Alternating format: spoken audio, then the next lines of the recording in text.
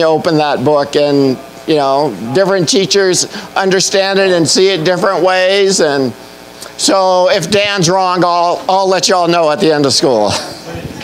All right, so let's pray and just turn this thing over to Dan. I don't know how he'll do this in 2 days, but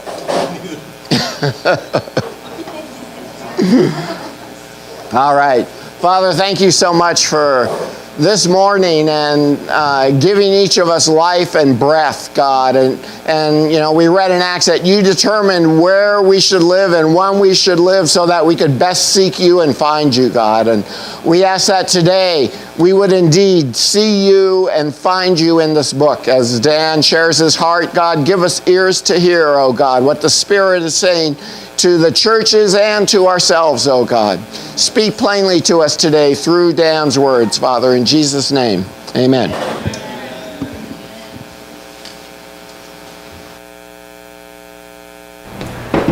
Yes, there are a lot of different ways of reading the book of Revelation. And, it's also, my bottle has not got a good bottom on it. Let's see. All right. But all I can say about all of the various views of this book is that everybody has the right to be wrong. The very first point about this book, it has no S on it. We learned that in the first week. This is not Revelations. It is the revelation of Jesus Christ. Okay? Okay. If you know that, you know all you need to know. Let's all go home. Okay. Good morning, everybody. It is very much my honor to be with you again today on this, I started to say cool morning, but that wouldn't be quite accurate, would it? Nice sunny morning, however. So it's good to be with you. Regarding the difficulty of this book, one of my favorite introductions to the book was written about roughly 200 years ago by an evangelical commentator by the name of Adam Clarke. He was a friend of the Wesleys, John and Charles, and he wrote a commentary on the whole Bible, about 6 volumes. You can still buy it, actually. It's still popular in some parts. But in any case, when he came to this book, in his introduction, he said, "I do not understand this book. And of all the people who have written on it, I'm persuaded they don't know any more about it than I do." Which is a kind of a breath of fresh air, actually, because oftentimes people are most insistent when they're not quite sure. Sort of compensates, for their lack of certainty. And sort of like the preacher put in his sermon notes, kind of in the margin, "Get real loud here, the argument's weak."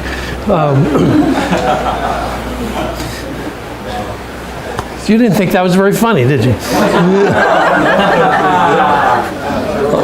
I thought it was pretty funny. That was one of my better ones. Okay. Yeah, maybe so. That's it. You heard about the boy is telling his grandmother he thought he was called to preach. He said, "Preach? You can't preach." He said, "Yeah, I can preach." He said, "Well, preach me something." He said, "Well, there was this guy drove off in his truck out through the brush, and as he's driving along the road, he sees a rabbit cross the road, and he gets out of his truck, and he chases the rabbit into a brush pile and starts jumping up and down on the brush pile and hollering at the rabbit." His grandmother said, "That's not preaching. You can't preach." "Oh, yeah, I can." He said, "Once there was this man, he went down the road, he got in his pickup, he headed off through the brush, and a rabbit ran across the road. He jumped out of his truck, he ran after the rabbit ran into the brush pile, and he started jumping up and down on the brush pile." And his grandmother said, "Wow, you can preach."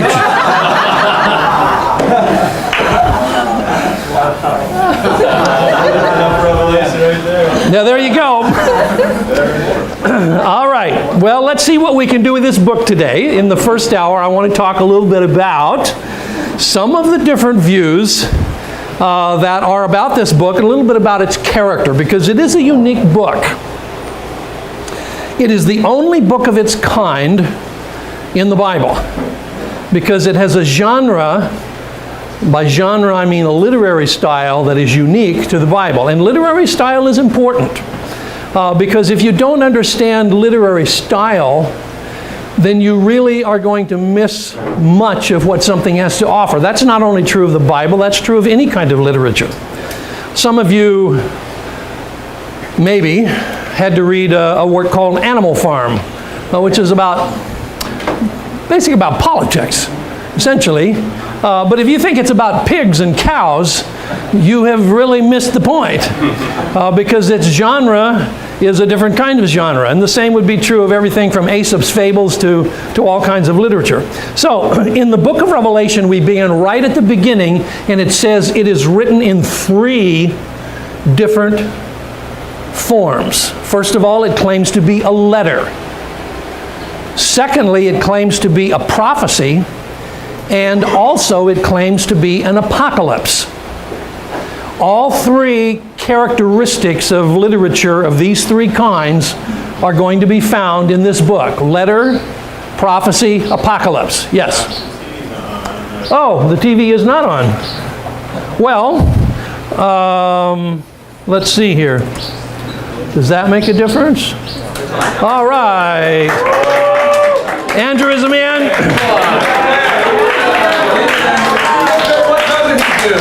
Hey, Andrew, could you... Andrew, could you come and just touch me? You know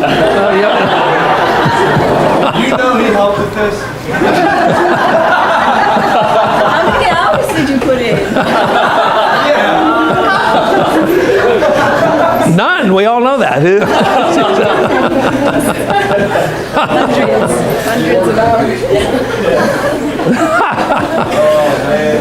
All right, this book is a letter, a prophecy, and apocalypse. Now, you are generally familiar with letters, and maybe once in a while you actually write them, although these days most people don't write letters, they just text. And I have a hard time trying to acclimate myself to the vocabulary of texting. I do it, but I'm one of those really old-style people who write in full sentences, even in text, you know. So my music director, I'd ask her a question here a while back. She just sent me in a text that just said K. I said, K? What is that supposed to mean? K? And then I eventually discovered she meant okay, you know. But all of these sorts of abbreviations are lost on someone simple-minded as myself. So we know something about letters. We know something about prophecy. We probably don't know hardly anything about apocalypse. But I'm getting ready to tell you. So as a letter, the book is addressed to 7 congregations in Asia Minor. Now, in Asia Minor, let's see here. For the Roman Empire, Asia Minor is going to be right around here. It's in what today we would call Western Turkey. In fact, one of the cities to whom this is addressed is a very popular place for people to go on tours to see, and that is the city of Ephesus. It has been widely excavated, and if you get on one of these tours around the Aegean Sea, you'll almost certainly end up at least a day or so at Ephesus. And it's really quite fascinating. It has a big amphitheater, and Paul was nearly lynched there, and John wrote this letter there. 3 of these cities we know then from the New Testament. Ephesus, of course, we know. Thyatira we know from other places in the New Testament, although it's not mentioned much, but there was an important woman from Thyatira in the book of Acts, a seller of purple. She was a merchant cloth dealer, a textile dealer from Thyatira. And then we know about Laodicea, which is mentioned in Paul's letter to the Colossians. So 3 of these 7 we know elsewhere in the New Testament. Let me say a word about prophecy, because I think a fairly popular notion is that prophecy is primarily about predicting the future. That is not a really good definition of prophecy. That's certainly some prophecies do predict the future, but prophecy is essentially exhortation. And this is the way Paul describes it in the New Testament. Prophecy is very similar to what we would call preaching in many ways. In any case, this book is a prophecy, it is an exhortation, and it does have some elements of prediction as well. It has words like, this is going to happen soon, or near. And that is that language of soon and near are bookends to the whole book. He starts by saying what is going to happen soon, and he ends by saying this is going to happen very soon. So those become bookends to the whole book. And then in the middle, of course, he's going to talk about what will be as you approach the end. Those terms are linked to the coming of Christ in the book. So they must be read as impending, since we don't really know the time when Christ is going to come back. And then there's an apocalypse. Now, yesterday you saw and listened to this book with nice colorful slides and dramatization and so on. I want you to think for a moment what it would be like to be part of a culture that had no digital images. You've grown up with digital images. You've grown up with television. You've grown up with, of course, television is analog. I understand that, so don't get technical here. But you've grown up with visual images as a constituent part of your life. Your grandparents did not grow up with that. In fact, someone once said, and I think that's not very far from the truth, that your grandmother probably has more in common with Julius Caesar than she has with you. There's a fair amount of truth in that, in terms of just the explosion of technology in the last generation or so. But if you lived in a world where there was no visualization, and the only thing you ever heard was things that were read out loud to you, you didn't read it yourself, when you come to a book like the book of Revelation with all of its powerful imagery, it would be to the ancient person about as vivid as a movie is to you. Because they didn't have any of that, so they weren't sated with visual imagery. This was a powerful book to them. And the fact that it is written in the style of apocalyptic underscores that and makes that even more powerful and more vivid. Now, this style of literature, apocalyptic, is a style that began arising primarily in the intertestamental period, although its roots go back into some parts of the Old Testament. Apocalyptic literature essentially aims at providing insight into the invisible world of spiritual beings that are throughout the history of the world. We see what is visible to us. Behind what we see, there are spirit beings. Does the Bible talk about that? Mm-hmm. Angels, demons? Sure. Things that we don't see. In fact, remember the story in the Old Testament where Elisha and his servant are surrounded by a foreign army, and the servant is just scared to death, and Elisha prays and says, Lord, open his eyes. Remember that story? Yeah. And suddenly he saw that the mountains were full of horses and chariots of fire. Now they were already there when he couldn't see them. But it was this moment of revelation, if you will. This moment of seeing that was such a powerful event for him. And the book of Revelation in many ways is like that. It sort of pulls back the curtain and lets you look behind the scenes at what is happening in the spiritual world. And it assures the people of God that in spite of the fact that there is all kinds of evil in the world, they can be sure that God is going to be victorious in the end. And if they trust Him, they will be victorious with Him. So they must be faithful. They must not give up. That's central to apocalyptic literature. Now here's some of the primary characteristics. Apocalyptic literature gives a lot of special disclosures, this kind of looking behind the scene, pulling back the curtain, looking at the invisible world. It also emphasizes a dualism of powers and God's triumph. Now, I'm not sure if the word dualism is something you're familiar with, but it means two poles, two opposite extremes. And the dualism of powers is the power of God and the power of Satan. And in this book, this will be vividly described. These powers that are invisible to us, but they are real, and humans are related to them.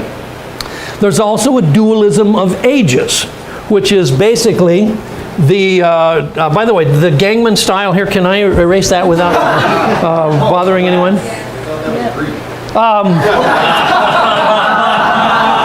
Well, it's Greek to you. However, if you will come to my class in January, you will discover that is not Greek, actually.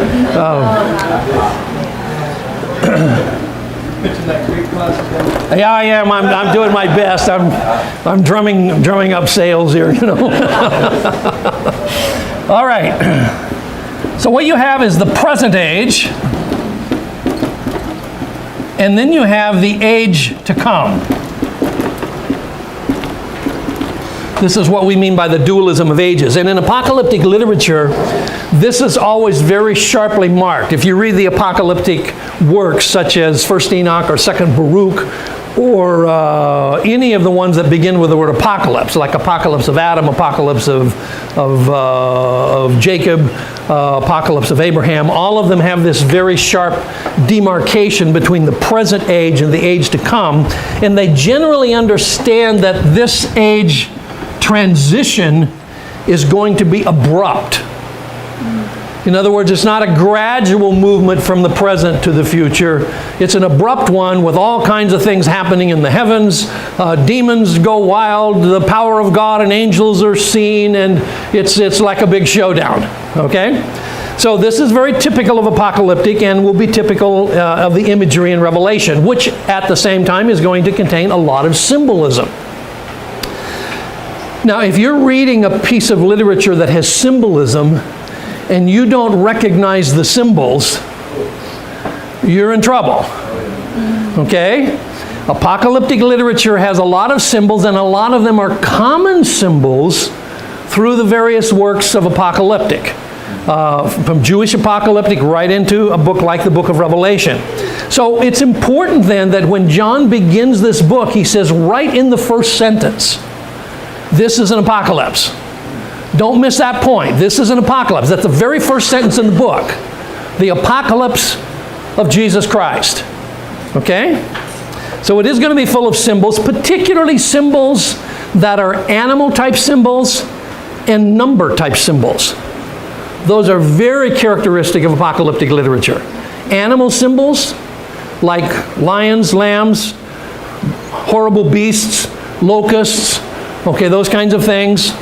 And number symbolisms like 3, 4, 7, 10, 1,000, 10,000. Yeah, which is 12 times 12 times 1,000. Okay? So these numbers, and they're multiples. Okay, these are very typical symbolic numbers.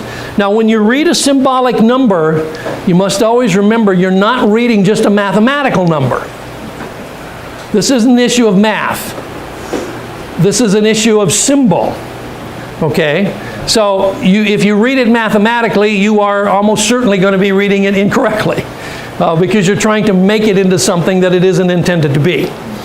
It also has a lot of cosmic disturbances, a lot of things like earthquakes, the collapse of the stars, things happening in the solar system that are unusual or frightening, stars falling, that kind of thing.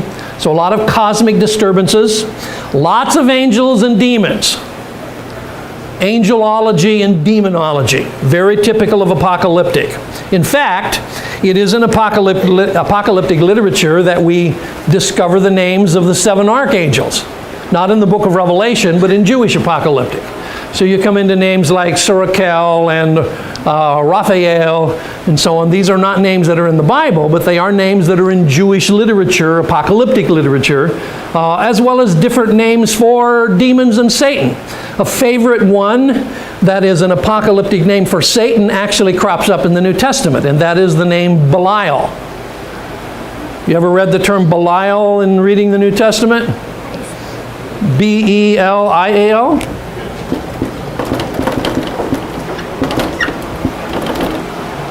Is that a total news to you? Okay, it is a word, and it does appear a few times in the New Testament.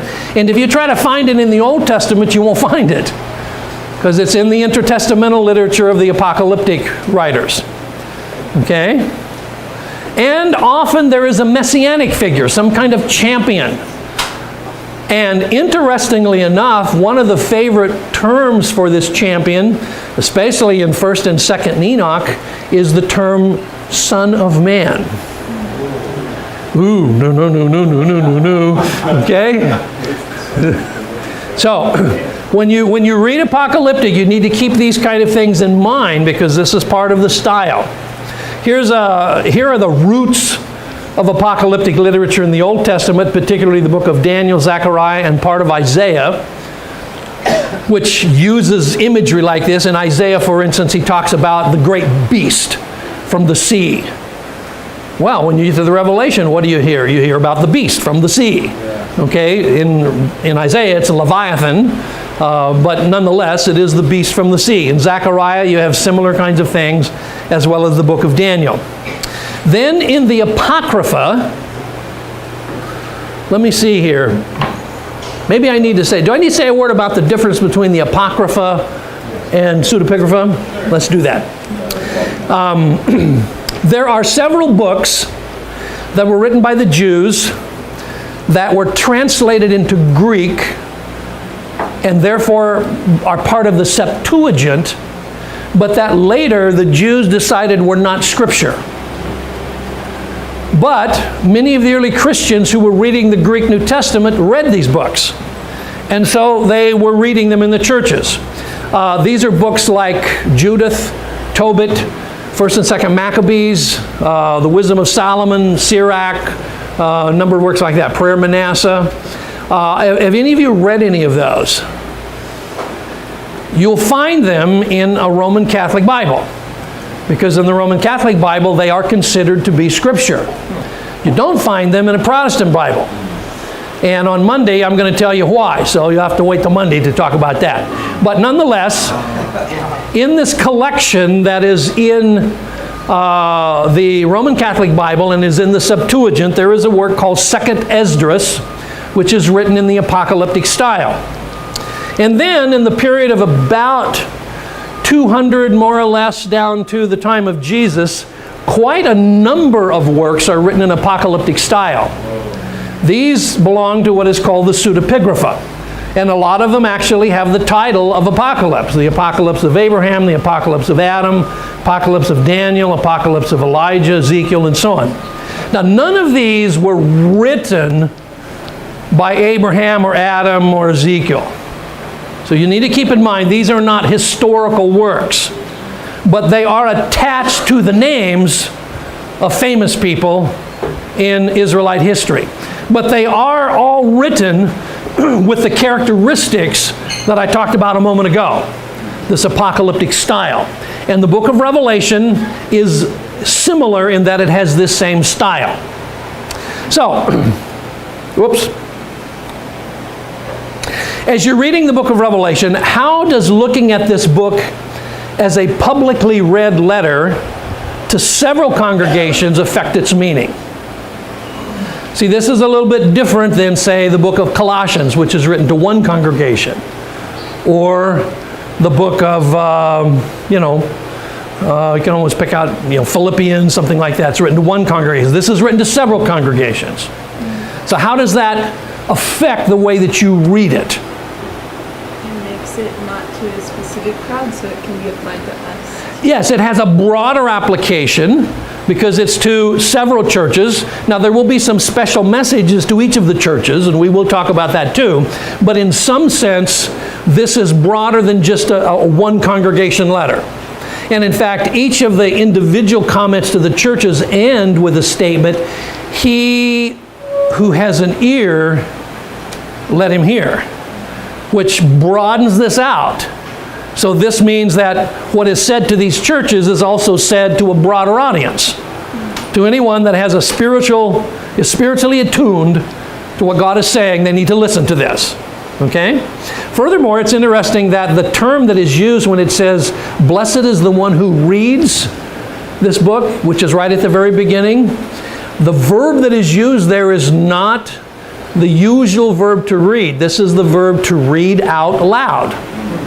So, yesterday, you were obeying this passage which says, blessed is the one who reads out loud the visions of this book. Now, I don't know who was reading it out loud, but we were listening to it anyway. Do we know who was reading it out loud? Do we know who was reading yesterday on the tape? Okay. But most books in the Bible we have read out loud. Yes, you have. And we did the last chapter yesterday. Oh, okay. Well, that's very typical of the ancient world, because that's the way you are in contact with Scripture. Nobody has a private copy of the Bible in the ancient world. You don't go out and have your quiet time with your Torah scroll, okay? You go to synagogue, and later you go to church, and that's where you hear the Bible read out loud. That's the reason even today, many churches, if not most churches, continue to read the Bible out loud, is because that's the way it was read in the earliest communities. It was read out loud. So this book is the same. So just from what I've said, what kind of things should you be careful about as you are reading an apocalyptic work? Things that would not be necessarily typical of other kinds of literature. Yeah, you want to be real careful about attaching real specific meanings to things that are just literal, because often that is a mistake. That is exactly how you are not to read an apocalyptic work. So when you read about locusts with long hair, don't go out in the garden and see if you can find one. Okay, this is whatever it's about. It's not about the locust in your garden.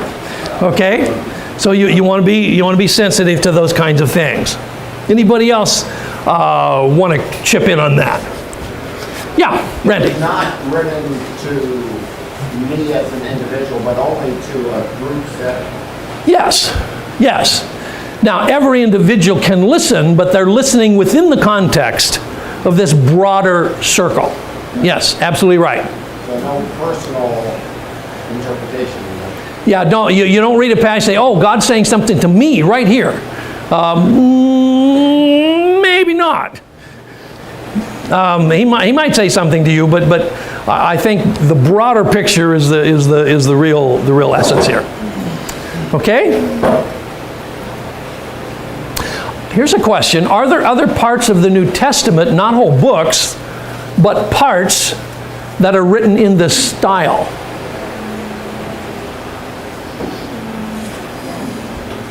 Parts of the Gospels when Jesus is talking about coming on the clouds. Yeah, right. What we call the discourse or the sermon that Jesus gave on the Mount of Olives about the temple, the fall of the temple.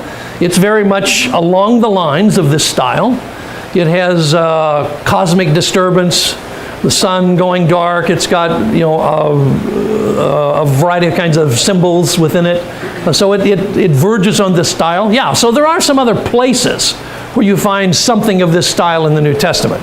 But this is the only whole book that's that way. Now, is it important to know who wrote it and when they wrote it? John identifies himself by name in this book. So we usually attach this to the Gospel of John, 1st, 2nd, and 3rd John. But just as we talked about with those books, there is some ambiguity about which John we're talking about. What he simply says is that I'm John, your brother, companion in the suffering and kingdom and patient endurance in Jesus. Now, about the mid-100s, roughly 150 or so, the early church fathers began to identify him with John Bar Zebedee, who we talked about yesterday. But earlier than that, his identity is debated between John Bar Zebedee and John the Elder. So the same issues that happened with 1 John happened with the author here. I don't think it's necessary to know for sure whether it was John the Elder or John the Apostle who wrote this before you can read this book. This is not a really big issue for this book. But the dating is a big issue. And I do want to talk about that because there are two major possibilities for dating in this book. And either of them are going to significantly affect the way that you read this work. One of them has to do with some internal references in the book. When you were listening to the book yesterday, do you remember in chapter 11 when it talks about measuring the temple? Does that ring a bell for you? And it talks about the holy city. What is the holy city? Now, this isn't a trick question. It is Jerusalem. Okay? All right. Now, if those kind of references were made while the temple and the holy city were still intact, that would have an early date sometime in the 60s. On the other hand, many witnesses in the post-apostolic church, this would be in the early 100s, seem to have considered the book to be written in the mid-90s, which would be after the temple was destroyed and the city was destroyed. So the way you date this book is really going to affect the way you read things in the book, whether it's before or after the fall of the temple.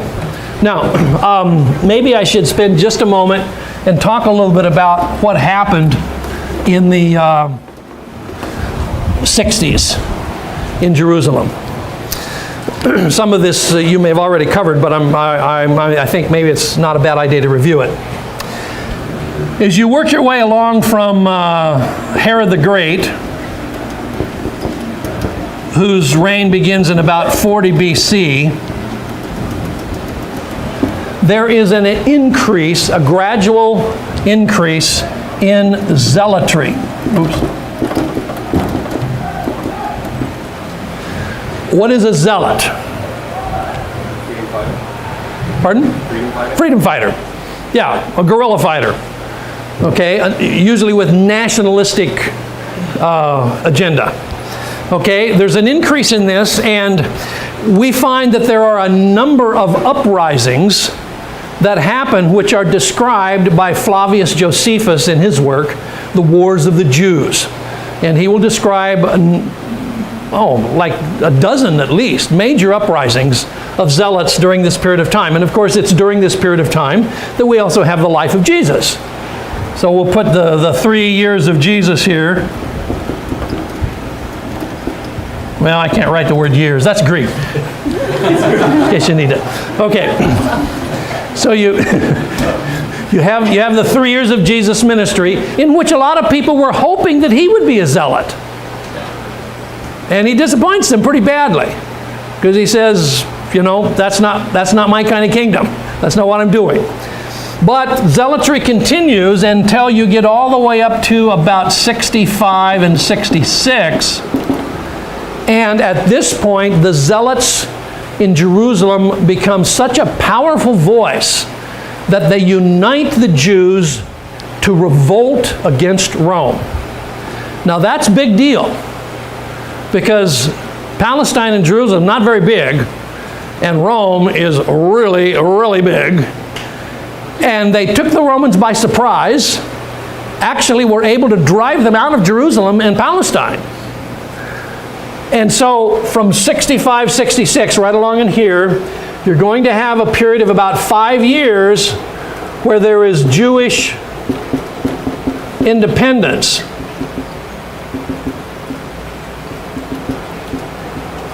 However, when you revolt against somebody like the Romans, what can you expect to happen? They're going to come back. They're not just going to go home and say, oh, well, too bad. They're coming back. And they started coming back pretty early. They started in the north. They massed the legions, the 10th Legion, in the north in Syria, on the borders of what then would be this new independent Israel. And there was a young soldier who was put in charge of all of the defense of the Jews in the north. He was only in his early 20s. How would you like to be in charge of facing the Roman legions when you're about 22 years old? You know what his name was? Flavius Josephus. He starts out as a soldier. The Romans wiped him out in 3 days. They just ran over him like he was trash in the road. That's when he decided to become a historian. Said, well, there may be a different way. Yeah. I heard he was a governor of 7 districts that they got the zealots for a siege and were able to like run a nation. Well, more or less. He was at the fort of Gamla, which is to the east of Galilee, and his jurisdiction over those provinces is technically true, but in a practical sense was fairly flimsy. So I don't know what else to say about it other than that when the Romans actually arrived, he didn't even hardly get out of the starting blocks before they wiped him out. Yeah. So then, of course, after the Romans take the north, they're headed down to Jerusalem, and they put Jerusalem to siege. So Jerusalem is going to be at siege, cut off from all outside food, water, all that kind of thing. And eventually, in AD 70, Jerusalem is going to fall, and the Romans are going to burn the temple, raise the statue of the banner of Rome, the Roman eagle, over the grounds of the temple. In fact, we still have, archaeologists have uncovered inscriptions left by the 10th Legion, and they're signed 10th Legion. And they're actually describe the group of Romans that were there. So the temple is now gone. And there's a few Jewish freedom fighters that escape down by the Dead Sea and end up at a place called Masada. Now, in the middle of this siege, the Roman general who was in charge of the siege, his name was Vespasian. And in the middle of this siege, the emperor in Rome dies. So Vespasian goes back to Rome, where he's going to try to consolidate the government in Rome with himself as the emperor, and he will do that successfully. And he leaves in charge of the finish up to his son, whose name was Titus. And Titus is going to finish off the siege, destroy the temple, then go to Masada, and Masada is going to fall in 73 AD, and the last of Jewish resistance is going to disappear. Now, that's kind of a long sketch to talk about the issue of the dating of the book of Revelation. But if the book of Revelation is written before all of this happens, say about here, instead of down here, it really affects the way you understand this book. Because the words temple and the word city and all of those kinds of things are going to be talked about while the city is still standing and the temple is still standing. Whereas if it's written down here, it's going to be talked about in retrospect of something that's already happened and then maybe anticipating something further into the future. So the dating of the book is really quite important for the reading of the book. I'm hoping that makes sense to you. Okay? Good. Now, here's another issue. When you're reading the book of Revelation, you came to chapter 17. There is talked about there 7 kings, 5 are fallen, 1 is, and the other hasn't yet come. So, in that kind of a sequence, the 6th one is the one who is. He's in power at the time that this book is being written. So again, whether you think he's writing it here or here, either way, you can find one ruler who matches this, the king that is. It's a different one here than here, but at least it's somebody that's identifiable. And if the early date is accepted, then the one who is probably Nero, who dies in 68. He's the one who dies here when Vespasian is putting Jerusalem to siege. So Nero would be the one here.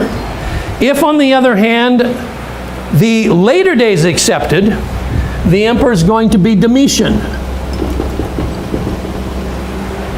But either way, this king who is a critical part of dating the book and how you read it. These are the two guys we're talking about. Both of these are statues in the British Museum that were excavated in Rome long ago. So the one on the left is Nero. What do you think of that guy? Looks like, yeah, Mark Arnold. looks like, And the right is Wendy Richard. well, the one on the right, he's lost a little bit of his nose, but mostly it's there. Anyway, the Roman statues of the emperors are really interesting because they're very realistic. They're not stylized. So that's probably pretty much what they look like right there.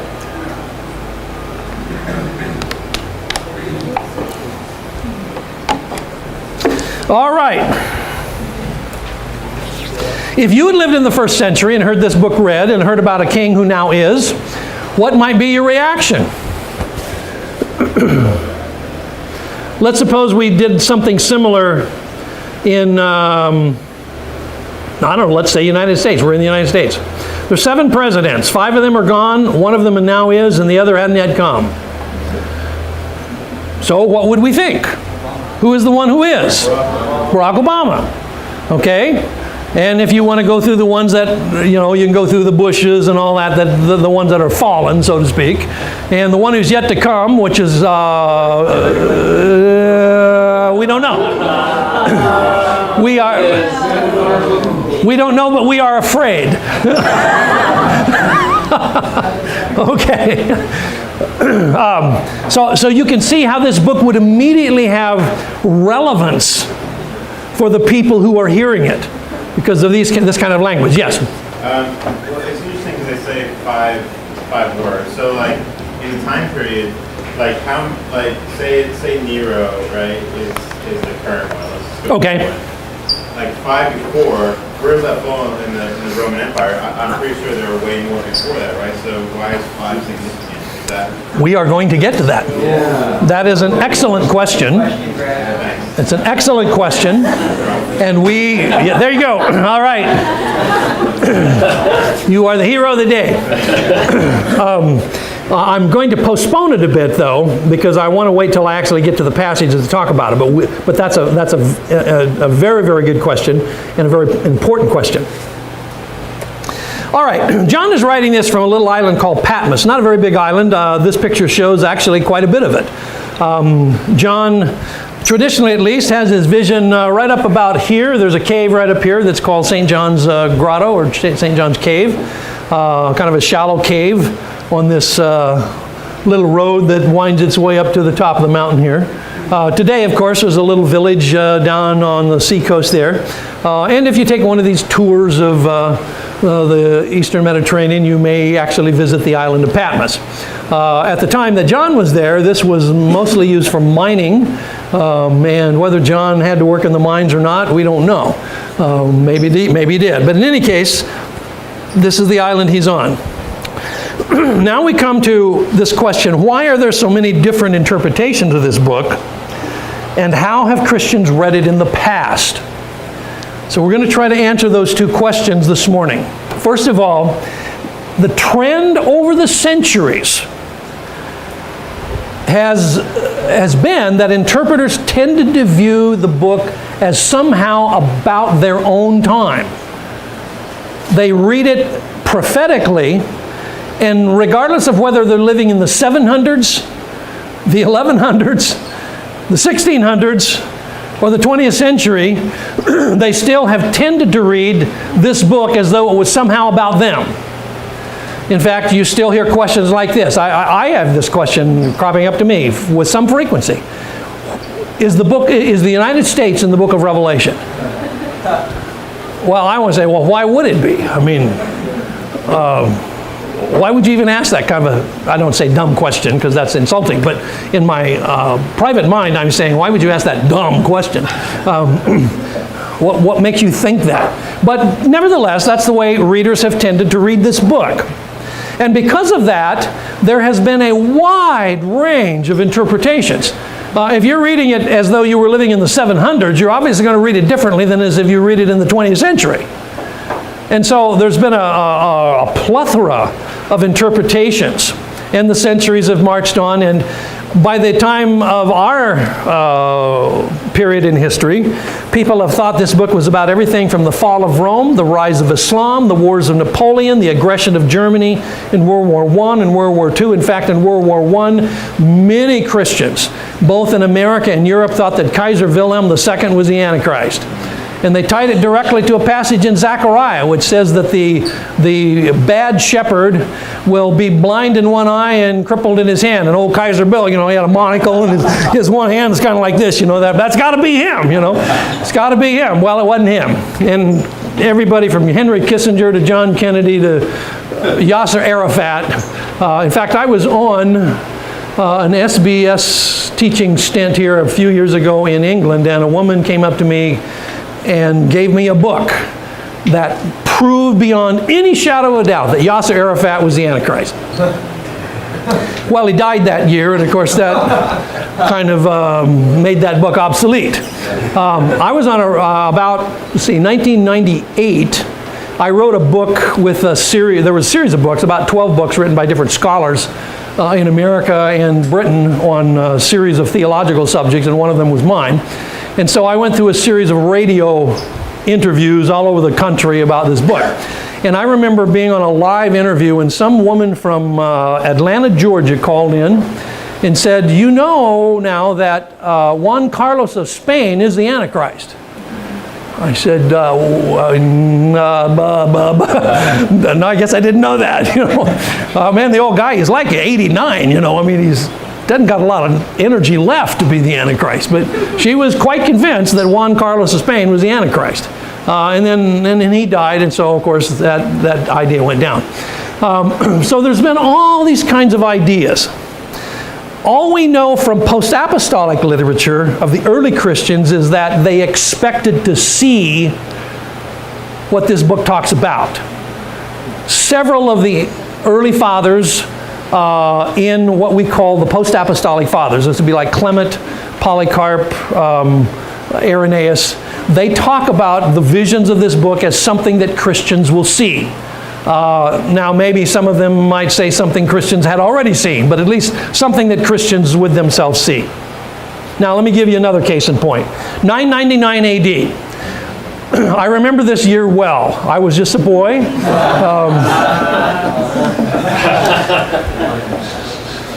That part's not true, but the part I'm going to tell you is true. It was New Year's Eve, 999, Rome.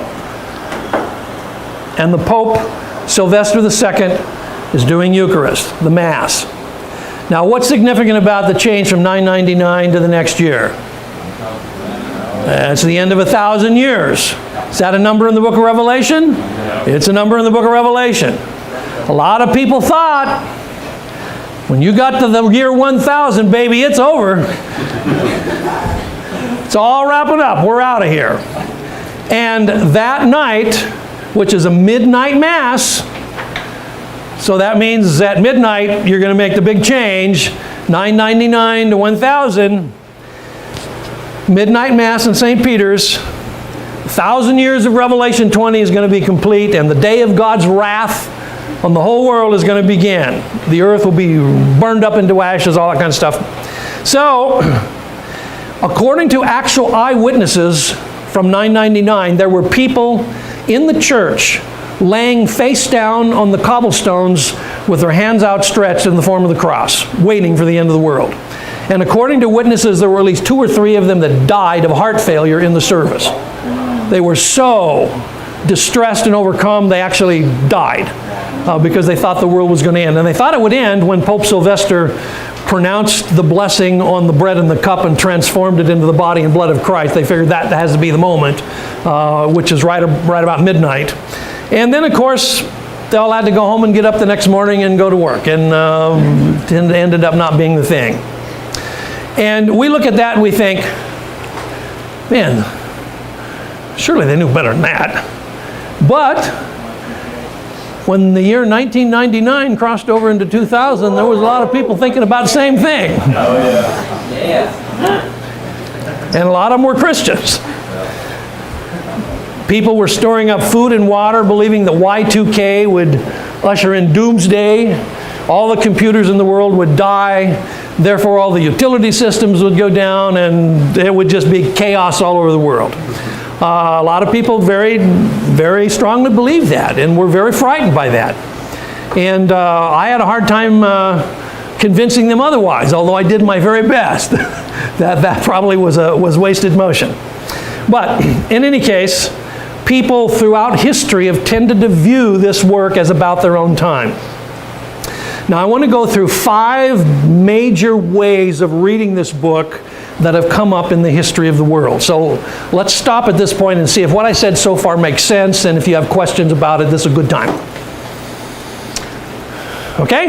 Yep. So John being on Patmos, Yep. if we understand it, there's no way that we can use that to try to date it? Or no? Probably not, because Patmos was used as a Roman place of exile for quite several decades. So it doesn't really help us much. Like I said, it had mining there, wasn't very big. John wasn't there on a holiday. This wasn't a resort, and he was, into the Holiday Inn sunning his buns. He was there as a prisoner of the state. Okay, so he was not there in a good situation, but nonetheless, it could have been either of those dates would still fit with Patmos. You mentioned the early church fathers would have expected to see these events happen to the original readers too. Yeah, that's what they seem to say. If you read the writings in the Didache, in 1st and 2nd Clement, you'll see that they say things like that, and they seem to expect to see this. Or if they have already seen it, they expect it to still be continuing on. Okay, yeah. It's fair to say, I hope this doesn't disappoint you greatly, but it's fair to say that there is not any church father that expected the church to leave the world before all this stuff happened. That view did not exist in the early church. That view didn't exist until about 1830. It's a it's the most recent view on the block. That doesn't make it wrong, but it does mean it can't be at the center. Even if theoretically you would grant that it would be right, it still can't be the center, because most Christians haven't even heard of it in the whole history of the Christian church. Anyway, the early church, none of them had that viewpoint. Okay, the first one we're going to talk about is idealism. This views the book as largely about Christians in opposition to the system of the world. This way of reading it then paints the book in big swatches of color. Not much detail, just big ideas. Okay? Here, the 7 churches kind of represent the whole Christian church, no matter when you live. 2nd century, 10th century, 20th century, it doesn't matter. You are the church and the unity of the church, and so in some sense, the church is always pitted against the world. Okay? That makes sense? Yeah. Are you saying then that it was not specifically written to the 7 existing churches and the idealist view? No, it was written to the 7 existing churches, but those 7 existing churches, especially because they are numbered as 7, have a representative value for the whole church. So it was to these 7, but not just to these 7. These 7 are kind of like the microcosm that represents the whole. Yep. The plagues, and of course there's lots of plagues in the book of Revelation, they symbolize all the kinds of troubles that have happened throughout the history of the church. You can talk about everything from the Roman persecutions to the slaughter of the Armenians, whatever. They all fit into these basic traumas that Christians have experienced through history. The beast is not somebody specific like John Kennedy or somebody. The beast is the godless state. It is, and whatever state, not some particular state like the Ottoman Turk Empire, but the whole idea of human government. Human government as a whole is like the beast. It represents the oppression of the church in its various historical forms. The whore, this is the woman dressed in scarlet that sits on the beast, is the world system of commerce. That applies to, the spreading of the British Empire around the world and the Portuguese around the world and the struggles in the 8th century Kingdom of Europe for commercial advantage, all that kind of stuff. All of that applies. So it's the whole world system throughout history. But in the end, Christ is the victor. This is a Latin term, just means Christ is victorious. And I'll be using it several times, Christus Victor. But often that's the term that is used. Now, if you want to read someone who takes this view in the modern world, I would recommend you read a book called I Saw Heaven Opened by Daniel Wallace. It's published by InterVarsity Press. And Dr. Wallace will be a good representative of this kind of view. I Saw Heaven Opened. It's still in print. InterVarsity is a very easy publisher to get a hold of. So if you want to read somebody along this line, that's at least one example of who you could access. So this is one view. Any questions further about this one view? Is this the correct view? Oh yes, all of them are correct. All of them are correct. It all depends on who you're talking to. So if you're talking to Dr. Wallace, it is correct. If you're talking to somebody from Dallas Seminary, they might have doubts. Okay? Pardon me? Yeah, that's, yeah. If you're talking to Yo, it is correct, yeah. You want a good grade. Yeah, if you want a good grade, this is the one.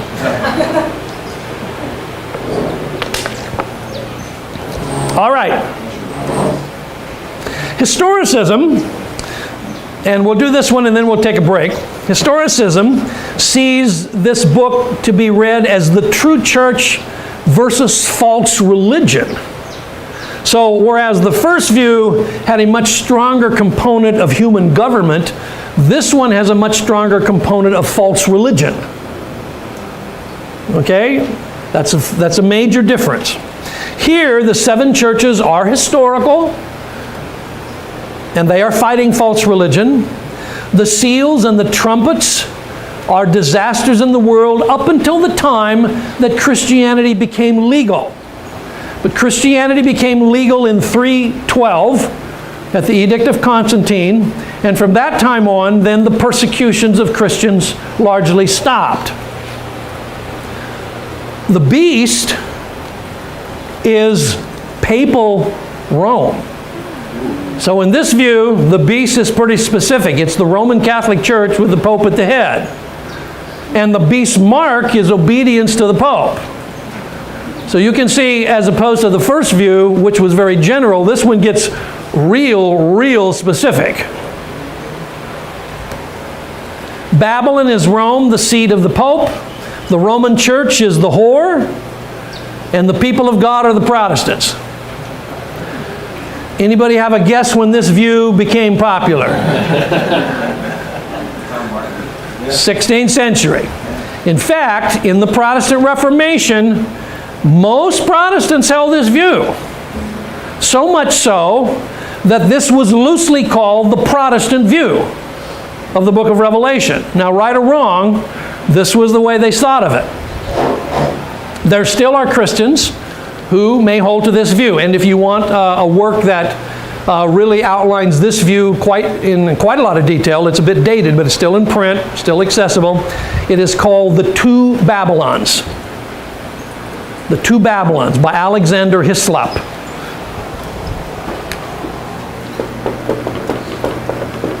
He will go into what most of us would consider painful detail about why this is true. I mean, everything from describing all of the Latin phrases on the Pope's crown, which all end up as 666, just all kinds of things, masses of detail that he sees in the Roman Catholic Church that he thinks fits the book of Revelation. So there's a second view, very specific view, very popular in the Reformation period, but not so popular today. Still exists, but mostly in small pockets of Protestantism that are pretty negative toward the Catholic Church. Okay? So that's 2. We got 3 to go.